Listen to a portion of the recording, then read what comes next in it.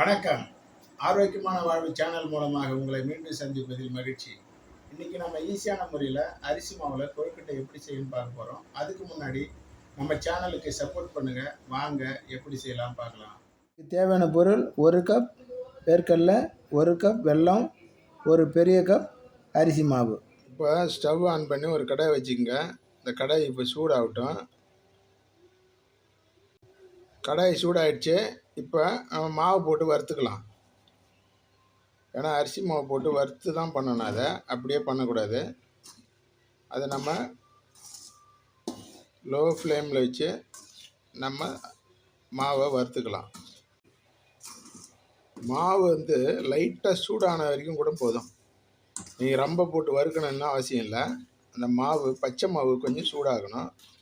அப்போ தான் நம்ம தண்ணி ஊற்றி பேசிக்கல உண்டை பிடிக்கிறதுக்கு அது இலகாத நல்லா இருக்கும். மாவு ரெடி ஆகிடுச்சு. இப்போ மாவை நம்ம ஸ்டவ் ஆஃப் பண்ணிவிட்டு நம்ம எடுத்துக்கலாம். அந்த மாவு பேசுகிறதுக்கு கொஞ்சம் சுடு தண்ணி வச்சுக்கணும். நம்ம கொஞ்சம் சுடு தண்ணி வச்சுக்கலாம். அந்த தண்ணி கொஞ்சம் சூடாகட்டும். ஏன்னா சுடு தண்ணி வச்சு தான் நம்ம அதை மாவு பேசிக்கணும். அப்போ தான் மாவு நல்லாயிருக்கும். அதனால் தண்ணி கொஞ்சம் சுடட்டும். நம்ம வெயிட் பண்ணுவோம். சுட்டுடுத்து நம்ம தண்ணி எடுத்துக்கலாம். ஸ்டவ் ஆஃப் பண்ணிட்டு தண்ணி எடுத்துக்கலாம். நம்ம மாவை ஒரு பாத்திரத்தில் எடுத்துக்கினேன். இப்போ நம்ம அந்த சுடு தண்ணியை ஊற்றி பிசைஞ்சிக்கலாம். இப்போ நம்ம அதில் உப்பு போட்டாச்சு. கொஞ்சம் போல் உப்பு சேர்த்துக்கின்னு தண்ணி கொஞ்சம் சேர்த்து நம்ம சூடு பண்ணி வச்சுருந்த தண்ணியை சேர்த்து பிசையணும். ஏன் நம்ம சுடு தண்ணி பிசைகிறோன்னாக்கா, சுடு தண்ணி போடணுன்னாக்கா அப்போ தான் நம்ம கொழுக்கட்டை நல்லா இருக்கும், சாஃப்டாக இருக்கும், சாப்பிட்றதுக்கு நல்லாயிருக்கும். அதனால தான் நம்ம சுடு தண்ணி போடணும். அப்படியே கொஞ்சம் மெதுவாக பேசிக்கலாம். ஆரம்பத்தில் அதிகமாக தண்ணி ஊற்றிடக்கூடாது. அப்புறம் தண்ணி அதிகமாகி போச்சுனாக்கா மறுபடியும் நம்ம மாவு சேர்க்க வேண்டியதாகிடும். அதனால் கொஞ்சம் கொஞ்சமாக போட்டு சேர்த்துக்குங்க. சேர்த்துன்னு பிசைஞ்சாக்கா அந்த உருண்டை பதத்துக்கு வந்துடும். வருமா மாவு இந்த பதத்துக்கு தான் நீங்கள் பிசையணும்.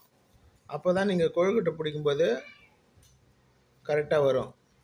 நீங்கள் தண்ணி ஆகி போச்சுனாக்கா கொழுக்கட்டை சரியாக வராது, கையெல்லாம் ஒட்டும். அப்புறம் கொழுக்கட்டை நல்லா இருக்காது. இந்த பதத்துக்கு பேசிஞ்சுன்னு இதுதான் சரியான பதம். இப்போ மாவு ரெடி.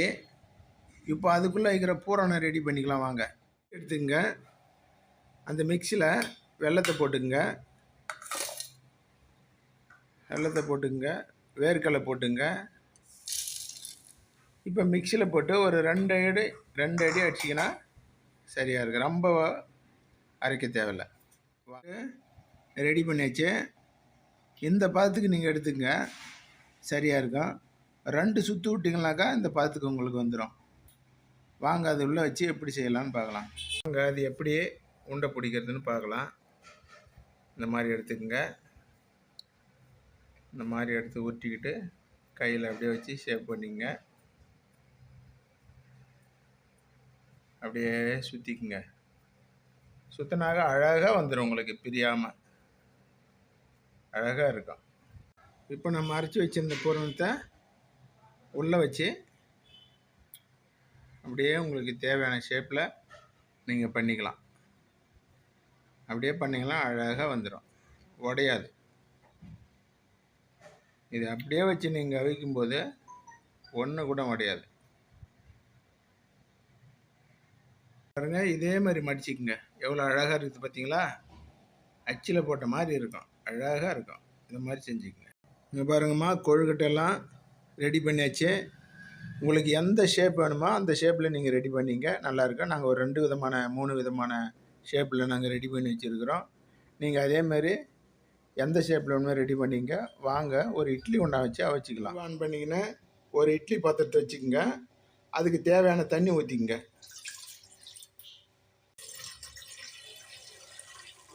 அவ்வளோதான், ஊற்றி வச்சுமா. தேவையான தண்ணி ஊற்றியாச்சு. இப்போ ஒரு தட்டு எடுத்து வச்சுக்கோங்க. இட்லி தட்டு வச்சுக்கோங்க. நம்ம ரெடி பண்ணி வச்சுருந்த கொழுக்கட்டை ஒன்று ஒன்றா எடுத்து அதில் வச்சுக்கோங்க. இப்போ இது மாதிரி எல்லாம் வச்சுட்டிங்களா, ஒரு மூடி போட்டு அதை மூடிடுங்க. நல்லா வேகட்டும். வாங்கம்மா, திறந்து பார்க்கலாம். பார்த்தீங்களா, கொழுக்கட்டை ரெடி. இது ஒரு சிம்பிள் மெத்தடு தான். இது நீங்களும் செஞ்சு பார்த்துட்டு எப்படின்னு எங்களுக்கு கமெண்ட் பண்ணுங்கள்.